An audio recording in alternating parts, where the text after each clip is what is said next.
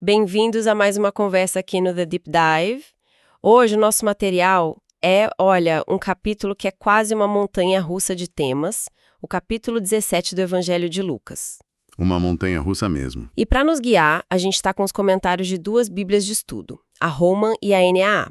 A nossa missão aqui é descompactar os ensinamentos de Jesus sobre tropeços, perdão, fé, gratidão e, para fechar com tudo, a vinda do reino de Deus. É exatamente essa mistura que torna o capítulo 17 tão potente, né? Lucas reúne aqui uma série de falas de Jesus que são, ao mesmo tempo, super práticas para o dia a dia. Totalmente. E também falam sobre o que a gente chama de fim dos tempos. É um convite para a gente reavaliar nossas atitudes de hoje, com os olhos na eternidade, digamos assim. E ele já começa com um aviso que, nossa, dá um frio na espinha. Jesus fala para os discípulos sobre os escândalos, né? As pedras de tropeço. A imagem é brutal. E é muito forte. Seria melhor amarrar uma pedra de moinho no pescoço e se jogar no mar do que fazer um dos pequeninos tropeçar. Uau! É uma imagem feita para chocar, sem dúvida. E a nota da Bíblia Holman ajuda a gente a entender a profundidade disso. A palavra grega usada é escândalon, que não é só um escândalo no nosso sentido tipo de fofoca. Certo. Significa literalmente aquilo que causa o pecado em outra pessoa. A responsabilidade é gigantesca. E o que é genial é que logo na sequência Jesus conecta essa seriedade toda a um mandamento que parece impossível. O perdão. E não é qualquer perdão, né? Ele diz que se alguém pecar contra você 7 vezes no mesmo dia... No mesmo dia... E se arrepender 7 vezes, você deve perdoar. Todas as vezes. 7 vezes no mesmo dia. Isso já soa mais como um teste de paciência divino. Exato. E a Bíblia em AA nos dá um contexto cultural aqui que é essencial para a gente entender o choque que isso causou na época. Ah, qual era? No judaísmo, os rabinos ensinavam que perdoar a mesma pessoa 3 vezes já era um ato de grande virtude, sabe? 3 vezes já era o máximo. Já era o máximo. Jesus pega esse padrão que já era alto e basicamente o anuda. 7 vezes não é um número literal, é um símbolo de perfeição, de algo completo. Ele está pedindo um perdão ilimitado, que não guarda rancor. Faz todo sentido a reação dos apóstolos, então eles não respondem, ok, mestre, vamos tentar. Eles dizem quase em desespero, aumente-nos a fé. É um pedido de socorro. É. Tipo, para conseguir fazer isso que o Senhor está pedindo, a gente vai precisar de um upgrade espiritual gigantesco. E a resposta de Jesus é uma das suas metáforas mais famosas, a do grão de mostarda. E aqui tem um detalhe que muitas vezes a gente perde. A nota da Holman ressalta que o grão de mostarda era proverbial na Palestina por ser uma das menores sementes conhecidas. A menorzinha. Ou seja, Jesus não está dizendo vocês precisam de uma fé enorme.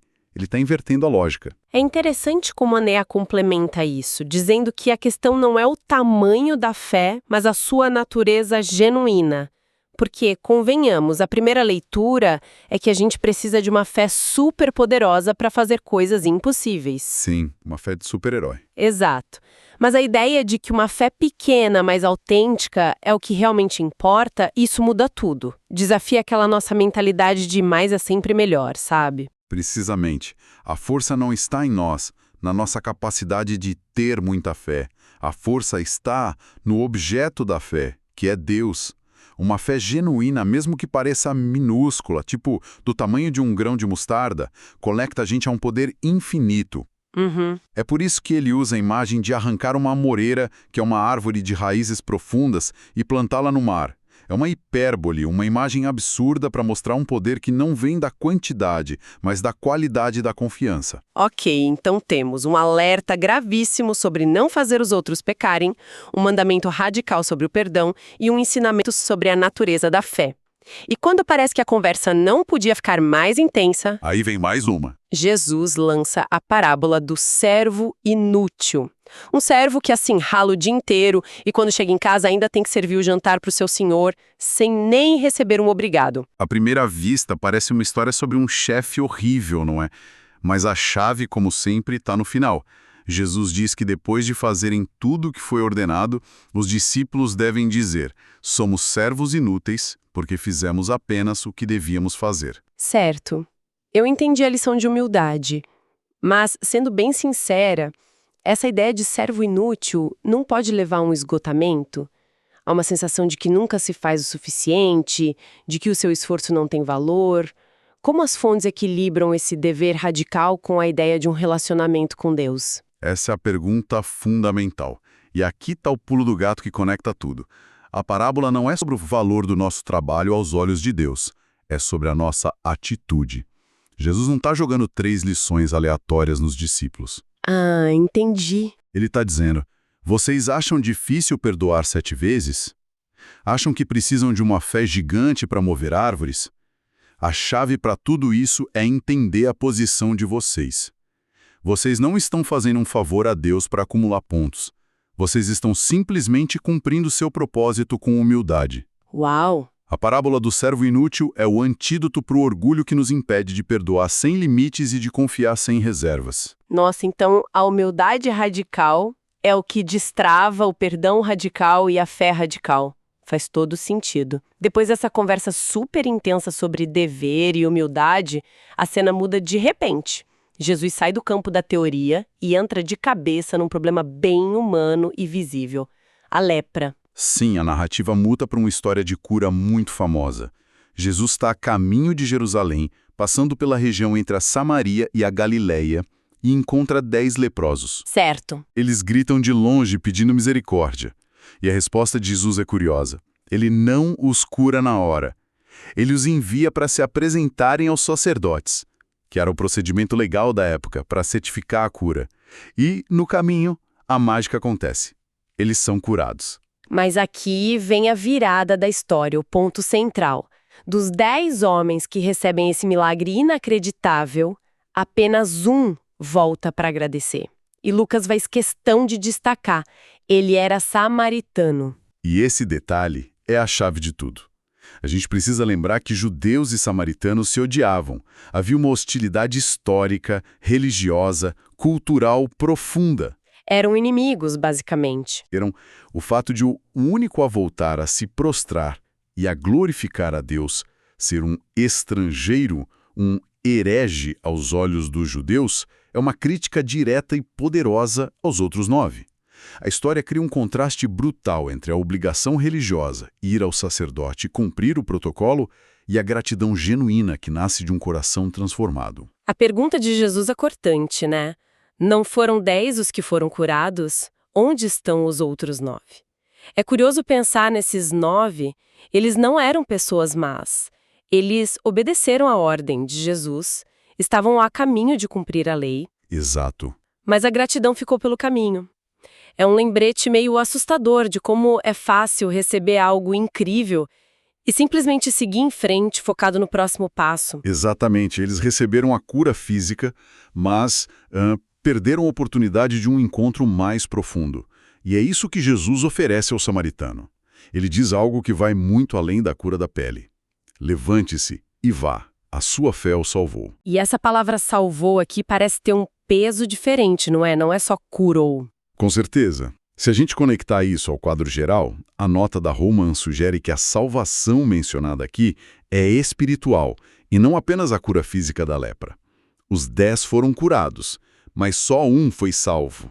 Nossa, que diferença.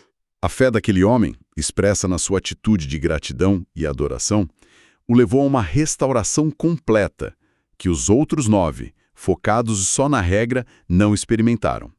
É uma lição poderosa. A gratidão não é um extra educado na vida de fé, é a própria evidência dela. Ok, isso nos leva à parte final do capítulo, que é a mais densa e, para mim, a mais misteriosa. Tudo começa com uma pergunta dos fariseus: quando vem o reino de Deus? Eles estavam esperando um evento grandioso, sinais no céu, uma revolução política, um Messias guerreiro que expulsaria os romanos. A nota da Nai explica bem essa expectativa. Eles queriam uma data no calendário, sabe? Um evento que desse para assistir. E a resposta de Jesus vira a mesa completamente. Total. Ele diz, o reino de Deus não vem com aparência exterior, porque o reino de Deus está entre vós. Peraí, isso é uma virada de chave. Os fariseus estão procurando por um outdoor gigante e Jesus responde que eles estão olhando na direção errada. É tipo procurar um pacote na porta quando a entrega já está dentro de casa. Mas o que significa exatamente entre vós? Ou, como algumas traduções dizem, dentro de vós? Essa é a grande questão. A expressão grega pode ter os dois sentidos. Mas o consenso dos estudiosos e que as bíblias de estudo apontam é que Jesus está se referindo à sua própria pessoa e ao seu ministério. O reino não era um conceito abstrato ou um evento futuro distante. Estava ali, na frente deles. Estava ali, presente e ativo na pessoa de Jesus, curando, ensinando, perdoando. O reino de Deus tinha chegado, mas não da forma espetacular que eles esperavam. Era uma realidade espiritual e presente. Mas aqui a coisa fica ainda mais complexa. Logo depois de dizer que o reino já está presente, Jesus se vira para os discípulos e começa a falar sobre um evento futuro, a vinda do Filho do Homem. Ele parece se contradizer. Como o reino pode já estar aqui, mas também estar vindo no futuro de forma tão dramática? Essa é a tensão do já e ainda não que percorre todo o Novo Testamento. O reino de Deus foi inaugurado com a vinda de Jesus, está presente entre nós espiritualmente. Mas a sua consumação final, a sua manifestação plena, ainda é futura. E essa vinda futura, ele diz, não será secreta, será inconfundível. Como um relâmpago. Como um relâmpago que cruza o céu. E ele usa as analogias dos dias de Noé e dos dias de Ló para descrever o clima da época. As pessoas estarão vivendo suas vidas, comendo, bebendo, casando, comprando, vendendo. Exato. E ambas as fontes ressaltam um ponto crucial aqui. O problema não era a maldade dessas atividades, elas são a descrição da vida normal. A rotina. O ponto é a completa falta de atenção, a normalidade que ignora o juízo iminente. Essa vigilância que Jesus pede me lembra um pouco a nossa relação com as notícias. A vida continua, a gente está rolando o feed, fazendo planos, e de repente um evento disruptivo acontece e pega todo mundo de surpresa. A mensagem é: estejam preparados, porque a vida cotidiana pode ser uma distração perigosa. E aí vem aquelas imagens de separação que são bem fortes e famosas, né? De duas pessoas na cama, uma será levada e a outra deixada. De duas mulheres moendo juntas, uma será levada e a outra deixada. Isso sempre gerou muita discussão. Sim, e a nota da ANA oferece um contexto importante aqui para evitar confusão. Essa linguagem de ser levado e ser deixado não deve ser automaticamente associada à ideia moderna de um arrebatamento secreto antes de um período de tribulação, uma teoria que se popularizou muito mais tarde. Ah, interessante. No contexto de Lucas, a ênfase é na separação súbita e definitiva que vai acontecer no momento do juízo. É uma imagem da divisão final entre os que são de Deus e os que não são, acontecendo no meio da rotina mais banal. A conversa termina de um jeito muito enigmático. Os discípulos, provavelmente tão confusos quanto a gente, perguntam: onde será isso, Senhor? E a resposta de Jesus é um provérbio. Pois é. Onde estiver o corpo, aí se ajuntarão também os abutres.